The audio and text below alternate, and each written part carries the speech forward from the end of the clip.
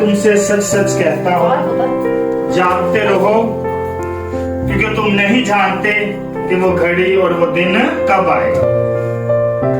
अच्छा, ये तमसील हमने शुरू से सबने सुनी हुई है, कोई मैं नई चीज नहीं बताने वाला ना, सबको पता, हम सबको खुदा ने हिकमत दी है और इस तमसील को भी हम हिकमत से सीखेंगे। इसलिए हिकमत की किताब और अंजील मुकद्दस को साथ साथ रीडिंग रखी गई है। क्यों? अगर हिकमत है तो फिर आप इस अंजील को अंडरस्टैंड करोगे, वरना कोई नहीं।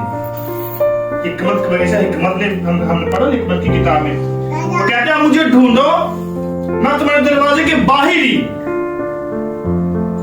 अगर नहीं लबोगे तो फिर मैं करो बड़ी दूर है, फिर मैं कराची रहनी है, फैसलाबाद रहनी है। तो हिकमत कहते हैं ढूंढने से मिलती है।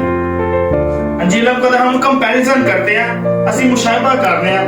अच्छा, अगर जो जी धूले की गल की गई है, धूला है, चलो धूला ते यसुमसी है, यसुमसी भी कहा गया ना, ते ਜਿਹੜੀਆਂ औरतां ने 10 कुआरियां ਉਹ कलीसिया ने, ਅਸੀਂ जिवें ਅਸੀਂ लोग आ ਐਵੇਂ ਹਜੂਮ 10 ਕੁੜੀਆਂ ਦਾ ਹਜੂਮ, ਤੇ ਜਿਹੜੀ ਮਸ਼ਾਲਾ ਨੇ, ਜਿਹੜਾ ਤੇਲ ਹੈ, ਇਹ ਕੀ? ਫਿਰ ਇੱਕ ਜਿਹੜੇ ਕਹਿੰਦੇ ਕਿ ਅਗਰ ਤੁਹਾਨੂੰ ਤੇਲ ਮੁੱਕ ਗਿਆ ਤੇ बेचने वालों के पास जाओ, खरीद लो। यसू मसीह ਨੂੰ ਧੂਲਾ ਕਿਹਾ ਗਿਆ, 10 ਕੁਆਰੀਆਂ ਨੂੰ ਕਲੀਸਿया ਕਿਹਾ ਗਿਆ ਕਿ ਅਸੀਂ ਇੰਤਜ਼ਾਰ ਕਰ ਰਹੇ ਨਾ ਯਿਸੂ ਦਾ ਕਿ ਦੁਬਾਰਾ ਆਏਗਾ। ਮਸ਼ਾਲ, ਅੱਗ ਨੂੰ, ਤੇਲ ਨੂੰ, ਇਹ ਕੀ है? ਇਹ समझ नहीं है। फिर बेचने वालों के पास जाओ, जाके ले आओ। ਇਹ ਦੋ ਚੀਜ਼ਾਂ ਸਾਨੂੰ ਆਉਂਦੀਆਂ ਨੇ। ਯਿਸੂ ਮਸੀਹ ਧੂਲਾ ਹੈ, 10 ਕੁਆਰੀਆਂ ਕਲੀਸਿया ਨਿਸ਼ਾਨੀ, ਨਹੀਂ ਕਦੀ ਕਿਸੇ ਸਾਨੂੰ ਨਾ ਛੋਲਿਆਂ ਦਾ ਦੱਸਿਆ ਮਿਸਾਲ ਕੀ ਹੈ, ਨਾ ਕਦੇ ਤੇਲ ਦਾ ਦੱਸਿਆ, ਤੇ ਨਾ ਕਿ ਸਾਨੂੰ ਦੱਸਿਆ ਵੇਚਣ ਵਾਲੇ ਕੌਣ। ਇੰਜ ਗੱਲ ਹੈ ਕਿ ਨਹੀਂ? ਅਜੇ ਕभी सुना? बस यही सुनिया यसू मसीह धूला है, ਅਸੀਂ ਉਹਦੀ ਕਲੀਸਿया में ਸਾਨੂੰ इंतजार करना चाहिए। ਅਸਲ ਅਸੀਂ ਕੁਝ नहीं सुनते। ऐसी गल है ये सुना कि वापस आए को मत इसके मसले ने उसके बाद अच्छा, जब हम बात करते हैं ना चिराग की, रोशनी की, मिसाल की, मिसाल क्या शो करती है? मिसालें, रोशनी, रोशनी का निशान और किसका निशान है? कलाम का निशान और उम्मीद का। और दसो भाइयों, किसी को नहीं पता? कुछ भी दस दो बाबू, आपने मुझे आपको एक्सप्लेन किया। मिसालें रोशनी है, इसलिए हम ज़बूर में पढ़ते हैं, 119 में पढ़ते हैं हम, चिराग है मेरे पैरों ਲਈ कलाम तेरा। तो वो जो मिसालें ली हम कलीसिया ने, जो औरतों ने मिसालें ली हुई है, वो हमारा कलाम है। ਹੁਣ ਆਪੇ ਤਾਂ ਕਰਨ ਕਰਾ ਤੁਸੀਂ अक्लमंद कुआरियां 5 शियों के 5 बेवकूफ सूझो। अगर तो कलाम है, खुदा की रोशनी है, तो फिर उन्हें सही तरह जलाओ। तो तेल की है, तेल किस चीज की अलामत है? पाना तो बनना ही है ना। तेल मजबूती की अलामत है। किसकी अलामत है? मजबूती की। इस्तेकाम की अलामत है। अगर तो कलाम में, अगर आपके पास रोशनी है, कलाम है, तो फिर आपको मजबूत भी होना चाहिए। कलाम है मैं मजबूत नहीं है, कलाम मेरे को वड्डियां वड्डियां गल्लां ने, इत्थे कोई तलवार लेके आ जाएगा ना ते मैनू कहेगा ना मान जा, ते मैं तलवार डालता फटाफट ही मान जाना, ठीक है दिल नहीं करता। कलाम ते है पर मजबूती नहीं, हिम्मत नहीं है, पावर नहीं। तो ये 5 कुआरियां को भी पावर नहीं सी। रोशनी ते कलाम ते ले आईया, लेकिन पावर नहीं, ते पावर मुक गई, उन्हां दी थक गईयां, ते कहते सानू थोड़ी जी पावर दिओ, मतलब तेल दिओ। ते साडे च भी कदी एंड होना, ਅਸੀਂ ऐसे हालात च फस जाने हैं, साडा भी तेल मुक जांदा कि नहीं? हाँ जी, हाँ जी। ਅਸੀਂ ਫਿਰ ਗੱਲਾਂ ਸਾਡੀ ਯਿਸੂ ਦੀਆਂ ਵੱਡੀਆਂ ਵੱਡੀਆਂ ਕਰਨੇ, ਤੇ ਤੇਲ ਮੁੱਕ ਜਾਂਦਾ, ਅਸੀਂ ਫਿਰ ਈਮਾਨ ਤੋਂ ਆਪਣੇ ਫਿਰ ਜਾਂਦੇ ਆ, ਫਿਰ ਜਾਂਦੇ ਆ। ਗੱਲਾਂ ਬਦਲ ਕੇ ਸ਼ੋਅ ਨਹੀਂ ਕਰਦੇ ਅਸੀਂ ਕ੍ਰਿਸਚੀਅਨ, ਇਹ ਕੀ ਸੋਚਣਗੇ? हाँ जी। तेल मुक जाता साडा, इंज तेल मुकदा ना साडा। उन्होंने कहा फिर कुआरियां अक्लमंद कहदियां ने कि तेल मुक गया तो बेचने वालों के पास जाओ। हुण बेचने वाले कौन? बेचने वाले कौन? दुकानदार है? Very good. काहिन, खुदा दे खादम। असल तेल की पहचान तुसी करनी है, केड़ा खालस है, केड़ा जैतून है, केड़ा तारे मेरे है। ये पहचान हिकमत ने तानू देनी है। तेल च मिलावटां होंदियां ने कि नहीं? अक्लमंद कहनी है खरीदने वालों के पास जाओ, अगर तुझे को कलाम है ना तो कलाम च मजबूती ले आनी है ना तो कहीं ना को जा खुदा दे चुने होया को जा, फिर मजबूती मिलनी है, फिर तेल मिलने। समझ आ रही मैं क्या कह रहा हूं? तो अगर ईमान में मजबूत है, कलाम में खुदा के कलाम में मजबूत है, तो फिर खुदा फादर कान को अच्छी तरह आपको वो अच्छा तेल देंगे, वो अच्छी आपको रोशनी देंगे, वो अच्छा आपको एक ईंधन देंगे, ईमान देंगे, वो ईमान देंगे जिसके वजह से आपका जो कलाम है वो रोशन होगा, ईमान होगा तो फिर ही। अच्छा, और इसमें 3 चीजें और बयान की गई हैं। इसमें बात की गई यीशु मसीह के साथ हमारा ताल्लुक, कलीसिया का यीशु मसीह का ताल्लुक। दूसरी इसमें बात की है कि शादी का दिन, क्योंकि ये तमसील में पढ़ा ना कि यीशु मसीह की शादी हो, वो कलीसिया और दूल्हा आ रहा है तो 7-10 कवारियां खड़ी हुई हैं, शादी का समय। और तीसरा है कि इसमें तैयारी की बात। अच्छा, ये तो हमें सबको पता है कि यीशु मसीह का हम सारे मुंतजर खुदाम यीशु मसीह के कि वो आएगा, दूसरी आमद होगी, ये ताल्लुक है हमारा खुदाम यीशु मसीह के साथ ना, एक अच्छा रिलेशन है। ताल्लुक कैसे है देखिए मैं आपको बताता हूं। मुकाशा की किताब उसके 33 बाब में लिखा है, 33 बाब में उसमें क्या लिखा है? उसमें लिखा हुआ है मुबारक है वो जो बर्रे की ज़ियाफत में बुलाए गए, मुबारक है वो लोग जो बर्रे की ये ताल्लुक है हमारा। अगर हम मुबारक है यीशु मसीह के साथ हमारा ताल्लुक है, अगर हम ईमान में मजबूत है, कलाम में मजबूत है, हमारा ईंधन पूरा, तेल पूरा, जैतून का तेल पूरा है, हम अच्छे काहिनों के पास, चरवाहों के पास जाके अपना ईमान ले रहे हैं, अच्छे जो खादिम है खुदा के उनके पास ले रहे हैं, तो फिर असी हकदार जी उसके साथ हमारा ताल्लुक। उसने मेरे बेटियां बोला कि नहीं, बोलेगा तुसी मेरे की हो बेटे ते मैं तानू गुलाम नहीं कहना, बल्कि मैं तानू अपना दोस्त किया है। क्या है? दोस्त। ये ताल्लुक बयान करा यीशु मसीह के साथ। तो उसी ताल्लुक के बिना पर हम यीशु मसीह की दूसरी आमद के मुंतजर है। कुछ लोग कहते हैं कि यीशु आ गया है, कुछ ही कहते हैं कि आना है, कुछ ही कहते हैं कि वो नहीं आना। नसी के क्या क्या करी चुआ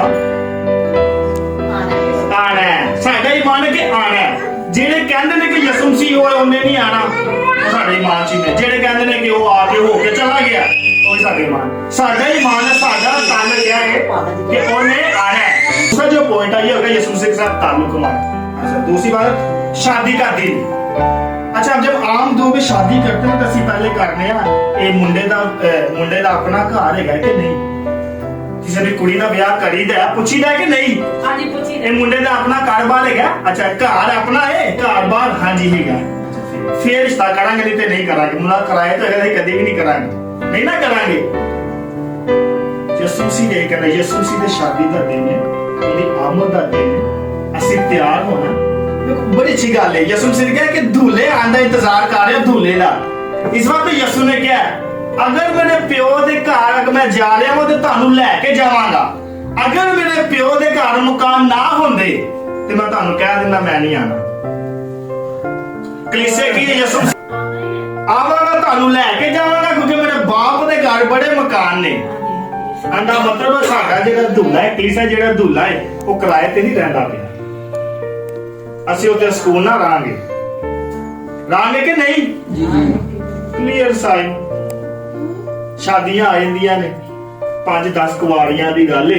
ਅੱਛਾ, ਇੱਥੇ ਦੁਨੀਆਦਾਰੀ ਦੀ ਸ਼ਾਦੀ ਹੋਏ ਨਾ ਤੇ ਜਿਹੜੀ ਕੁੜੀਆਂ ਹੁੰਦੀਆਂ ਨੇ, ਜਿਹੜੇ ਬੱਚੇ ਹੁੰਦੇ ਨੇ, ਉਹ ਘੰਟਾ ਫੁੱਲ ਲਾ ਕੇ ਖਲੋਤੇ ਰਹਿਣਗੇ, दूल्हा आ रहा है, ਖਲੋਤੀਆਂ ਰਹਿਣਗੀਆਂ ਕਿ दूल्हा आएगा तो फुल पाए। क्यों भला? क्योंकि उन्हें पता है फुल सुटांगे तो पैसे नहीं लगेंगे।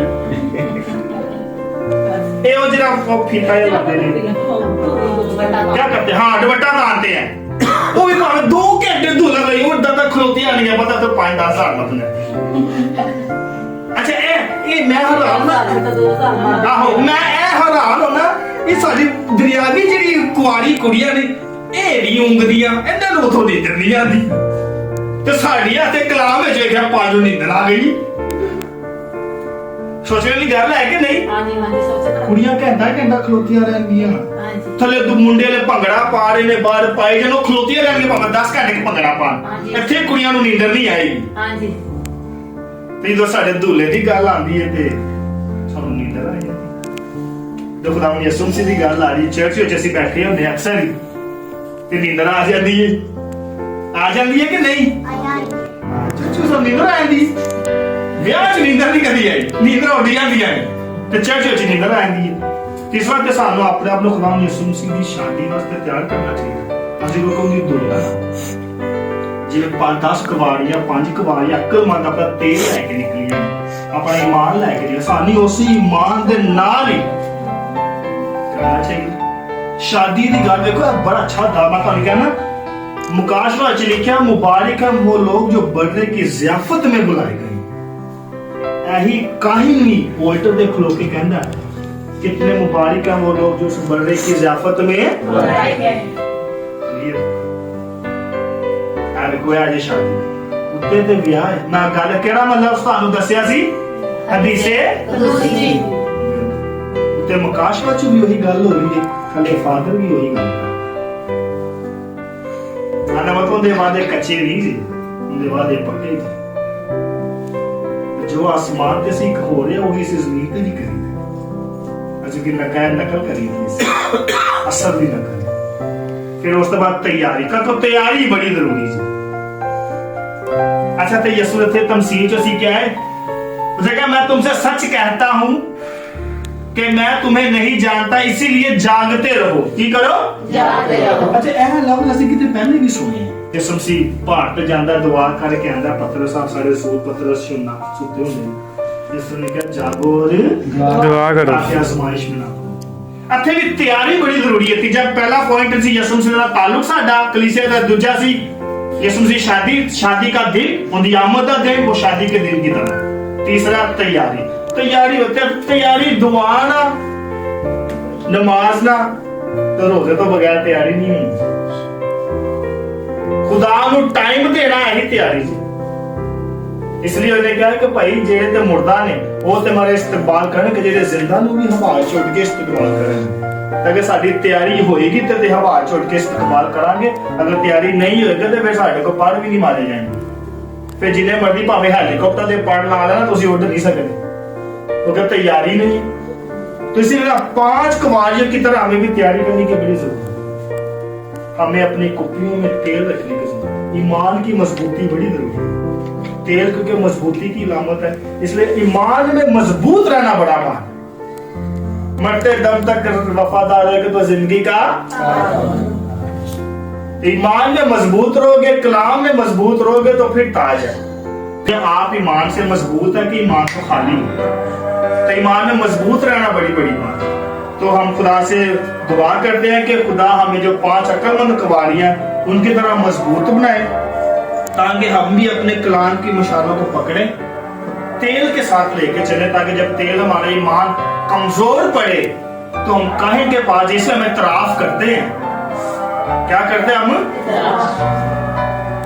जब हम डावाडोल हो जाते हैं ना जब हमारा तेल खत्म हो जाता है तो जाके इतराफ करीदा को पावर ले दिए तेल लेदा फिर दोबारा रिफ्रेश हो जो होता है मजा तेल बिशप जब हम इस्तेकाम का साक्रमेंट लेते हैं ना बिशप साहब तेल पे जैतून का तेल लगाते हैं माथे पे लगाते हैं ना मजबूती की लामत ईमान च भी डोलियां जाते ते काहे ना को जाना खादमा को जाना बड़ा जरूरी है ते ताड़ी ईमान दी समझ ना ते और हिकमत कहंदी है कि अगर तुसी उन्हें सर्च करोगे ते मैं बूहे ते बैठा ते हिकमत तानू दसेगी केड़ा सही है समझ आ रही तो हम खुदा से दुआ करते हैं कि खुदा हमें 5 कुवारे की तरह हिम्मत दे ताकि हम भी खुदावन का इस्तकबाल करें और अपनी कुप्पियों में तेल हमेशा रखें उसी हमारे खुदावन के वसीला से